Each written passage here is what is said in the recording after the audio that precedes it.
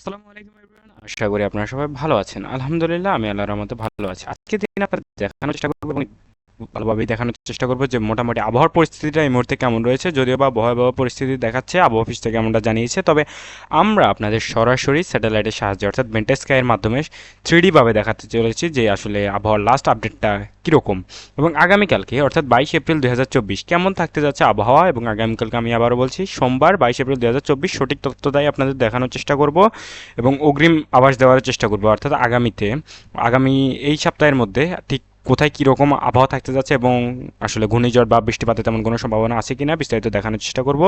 আপনাদের বলে রাখছি, বর্তমানে যে হারে তাপমাত্রা বৃদ্ধি পাচ্ছে তাতে কিন্তু খুব দ্রুত একটি নিম্ন আঘাত আনতে পারে বাংলাদেশের উপর, এবং সেটা কিন্তু সবাই চাচ্ছে। শুধু বাংলাদেশ না, পশ্চিমবঙ্গের উপরও সারা মোটামুটি ভারতের বেশ কিছু এলাকার উপরেও আঘাত আনতে পারে, এমনটা জানিয়েছে আবহাওয়া অফিস।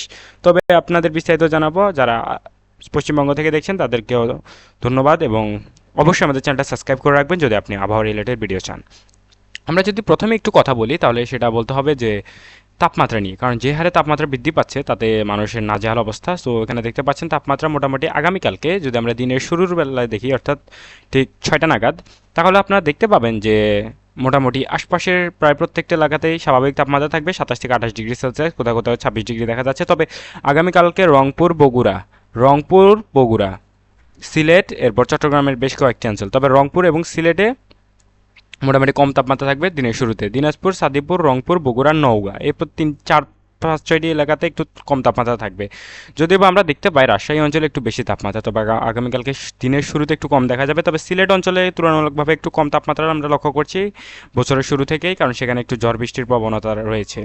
সো সেখানে তাপমাত্রা থাকতে যাচ্ছে মোটামুটি 23 থেকে 24 ডিগ্রি সেলসিয়াসের আশপাশে। সো এবার যদি আপনাদের বাকি এলাকাগুলোর কথা বলি তাহলে সেখানে খুলনা, নগরপুর, ঢাকা, বরিশাল, কুমিল্লা, ফেনী, নোয়াখালী আসলে প্রত্যেকটা এলাকাতেই মোটামুটি বেশ ভালো পরিমাণ তাপমাত্রা থাকবে 28 থেকে 29 ডিগ্রি সেলসিয়াস দিনের একদম শুরুতে অর্থাৎ ঠিক 6টা নাগাদ। সো তারপর যদি আমরা দেখি একটু সবচেয়ে গুরুত্বপূর্ণ সময় 12টা থেকে 3টার মাঝে, তখন আপনারা দেখতে পাবেন মোটামুটি কোনো এলাকাতেই আসলে তাপমাত্রার কোনো কম প্রভাব লক্ষ্য করা যাবে না। মোটামুটি সবচেয়ে বেশি সব জায়গায় ভালো তাপমাত্রা থাকবে, তবে রাজশাহী অঞ্চলে আবারও দেখা যাবে একটু বেশি তাপমাত্রার।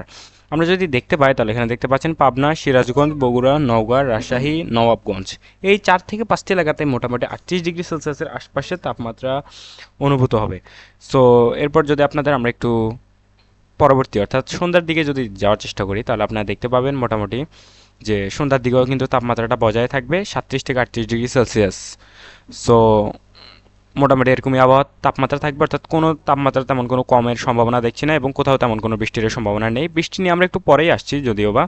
সো আপনাদের এবার একটু বৃষ্টি নিয়ে কথা বলবো, তার আগে বলে রাখছি যারা আমার চ্যানেল নতুন এসেছেন এবং যারা আবহাওয়া রিলেটেড অগ্রিম আবাস চান তারা কিন্তু অবশ্যই আমাদের চ্যানেলটা সাবস্ক্রাইব করে রাখবেন, কারণ আমরা প্রত্যেক সময় আপনাদের সঠিক তথ্যটাই দেওয়ার চেষ্টা করি এবং সবার আগে দেওয়ার চেষ্টা করি। সো যারা কলকাতা থেকে দেখছেন তাদের কোনো টেনশন নেওয়ার কারণ নেই, আমরা কলকাতার জন্যই কলকাতার যে আবহাওয়া রিলেটেড সব কিছু আপনাদের দেওয়ার চেষ্টা করব। সো আগামীকালকে যদি আমরা বলি তাহলে বৃষ্টিপাতের তেমন কোনো সম্ভাবনা নেই দিনের শুরু থেকেই। তবে যেহেতু আমরা বলেছি যে সকালের দিকে কিন্তু একদম ভোরবেলা কিন্তু সিলেটের দিকে একটু বৃষ্টিপাতের সম্ভাবনা থাকবে, সেখানে তাপমাত্রা কম থাকবে। সো আজকে রাতের 3টার দিকে ঠিক 3টা নাগাদ একটু বৃষ্টিপাতের সম্ভাবনার কথা জারি করেছে আবহাওয়া অফিস। সিলেট অঞ্চলে পুরো সিলেট অঞ্চল জুড়েই বৃষ্টিপাত হবে, সাথে হালকা একটু বজ্র বৃষ্টিপাতের সম্ভাবনা রয়েছে। এটা কিন্তু একটি সুসংবাদ সিলেটবাসীর জন্য। এছাড়া দিনের বাকি সময়ে তেমন কোনো বৃষ্টিপাত না দেখা গেলেও চট্টগ্রামের উপর হালকা একটু মেঘলা আবহাওয়া দেখা যাবে, সেখানে একটু হয়তো গুঁড়ি বৃষ্টি হতে পারে কয়েক মিনিটের জন্য, তেমন কোনো বৃষ্টিপাত লক্ষ্য করা যাচ্ছে না। সো এরপর যদি আপনাদের দেখাই আমরা ঠিক সন্ধ্যা 6টার দিকে, তাহলে দেখতে পাবেন রাতের বেলা অতটা বৃষ্টিপাত নেই, সিলেটের আশপাশে একটু মেঘলা আভাস থাকবে, এছাড়া তেমন কোনো সম্ভাবনা নেই। এরপর যদি আপনাদের আমরা একটু মেঘের যে অবস্থান সেটা দেখাই তাহলে দেখতে পাবেন মোটামুটি যে মেঘের যে অবস্থা সেটা আপনারা এখান থেকে যদি দেখেন তাহলে দেখতে পাচ্ছেন মোটামুটি সারা দিন এখানে হালকা মেঘের আনাগোনা লক্ষ্য করা যাচ্ছে এবং কখনো বেশি কখনো কম। এখন আপনার ঠিক যেভাবে দেখছেন ঠিক এরকমই থাকবে, কিছুক্ষণ পর পর কিন্তু একটু মেঘটা চেঞ্জ হবে। তবে যেটা হচ্ছে মেইন কথা, মেঘ আকাশে কিন্তু মেঘ বেশি বেরাবে এবং সূর্য কিন্তু বেশ ভালো পরিমাণেই কিরণ দিবে। কেউ এটা ভাববে না যে মেঘের তো পুরো আচ্ছাদন হয়ে আছে যে তাপমাত্রা হয়তো বা একটু কমবে, বিষয়টা এমন না। আমি আগেই বলেছি যে রাজশাহী অঞ্চলে তুলনামূলকভাবে বছরের প্রথম থেকেই তাপমাত্রা বেশি এবং সেটা বজায় থাকবে আগামীকালকেও। বেশ ভালো পরিমাণ তাপমাত্রা লক্ষ্য করা যাবে রাজশাহী অঞ্চলে। এরপর যদি আপনাদের আমরা একটু দেখাবো, তার আগে আপনারা দেখে নিন ঠিক রাতের বেলা ঠিক কেমন থাকবে যে মেঘের অবস্থানটা সেটা। সো দেখতেই পাচ্ছেন হালকা মেঘ বেশি বেরাবে, বেশ ঘন পরিমাণে ঘন মেঘই দেখা যাবে আগামীকালকে। সো এই ছিল আমার কাছে মেঘ নিয়ে লাস্ট আপডেট, মেঘের যে অবস্থা তার সেটা নিয়ে লাস্ট আপডেট। এরপর যদি আপনাদের একটু আমরা নিয়ে যাব বাতাসের যে ঘূর্ণন বেগ, আপনাদের বলে রাখছি যে খুব দ্রুতই কিন্তু একটি, আমি বলেছিলাম ভিডিওর শুরুতেই যে একটি নিম্নচাপের সম্ভাবনার কথা জারি করেছে আবহাওয়া অফিস, এবং তার প্রভাবেই কিন্তু হালকা একটু বাতাস প্রবাহিত হতে যাচ্ছে বেশ কিছু এলাকাতে, বিস্তারিত দেখাচ্ছি আমি। সো প্রথমে যদি একটু দেখেন আপনারা যে আসলে যেই সবচেয়ে বেশি নীল আভা দেখতে পাবেন সেখানে বুঝতে হবে আপনার বাতাসের প্রবণতা বেশি। যেমন কি এখানে দেখতে পাচ্ছেন আপনি যে একটু বেশি নীল আবহাওয়া রয়েছে, অর্থাৎ এখানে বাতাসের পরিমাণটা একটু বেশি থাকবে। সো আমরা যদি একটু দেখাই তাহলে আপনারা দেখতে পাচ্ছেন যে যে সবুজ এরিয়া দেখতে পাচ্ছেন ঠিক এখানেও কিন্তু একটু তুলনামূলকভাবে বেশি বাতাস হয়েছে। অর্থাৎ এরপর দেখতে পাবেন যে লাল এরিয়া রয়েছে সেখানে আরো বেশি তাপমাত্রা রয়েছে। সো আপনাদের এত কিছু না বলে যদি আমি সরাসরি বলি তাহলে আগামীকাল মোটামুটি যে এলাকাগুলোতে একটু বেশি বাতাসের প্রবণতা রয়েছে তার মধ্যে সবচেয়ে বেশি রয়েছে চট্টগ্রাম এরিয়ার উপরে, যেহেতু চট্টগ্রামে কিন্তু বেশ উপকূলবর্তী এলাকা, কাজেই সেখানে কিন্তু রয়েছে সম্ভাবনা। আপনারা দেখতে পাচ্ছেন বঙ্গোপসাগরে বেশ কিছু সাইক্লোনের অবস্থান এই মুহূর্তে আপনারা দেখতে পাচ্ছেন। সো এর ফলেই কিন্তু বিভিন্ন এলাকাতেই একটু ঝড়ের বা ঝড় বৃষ্টির সম্ভাবনার কথা জারি করেছে, তবে কবে নাগাদ হবে বিস্তারিত সকল কিছুই জানাবো আপনাদের। সো আমরা যদি এবার সরাসরি আপনাদের একটু দেখাই, এখানে আপনারা দেখতে পাবেন, অসুবিধার জন্য একটু দুঃখিত, কারণ আমরা সরাসরি স্যাটেলাইটের মাধ্যমে আপনাদের দেখানোর চেষ্টা করি।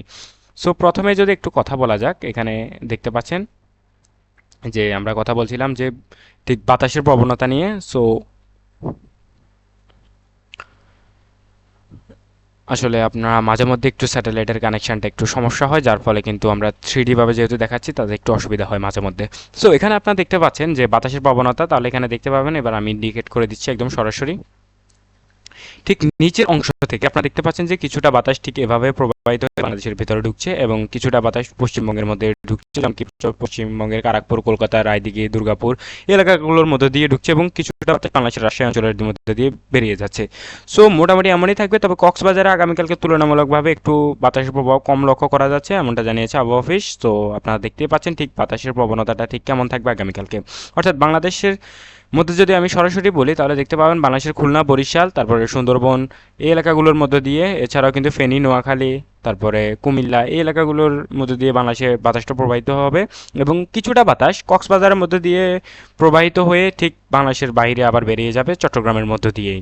সো মোটামুটি এমনটাই থাকবে, তবে সিলেটের ভেতর দিয়েও কিছুটা বাতাস প্রবাহিত হবে, যেহেতু সেখানে বৃষ্টিপাতের একটু সম্ভাবনার কথা জারি করেছে।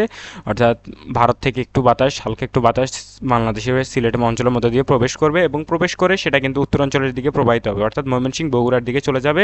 আবার বঙ্গোপসাগরের কিছু বাতাস ঠিক সিলেটের উপর গিয়ে ঠিক ময়মনসিংহের উপর যাবে এবং সিলেটের সাথে একটি পাল্টা যে বাতাস রয়েছে, বাতাস প্রবাহ, যার ফলে কিন্তু ঠিক বেরিয়ে যাবে। আমি যদি বলি তাহলে দেখতে পাবেন রংপুর অঞ্চল দিয়ে কিছুটা বাতাস বেরিয়ে যাবে, একই সাথে কিন্তু রাজশাহী অঞ্চলের মধ্যে দিয়েও কিছুটা বাতাস প্রবাহিত হয়ে রংপুর অঞ্চলে বেরিয়ে যাবে।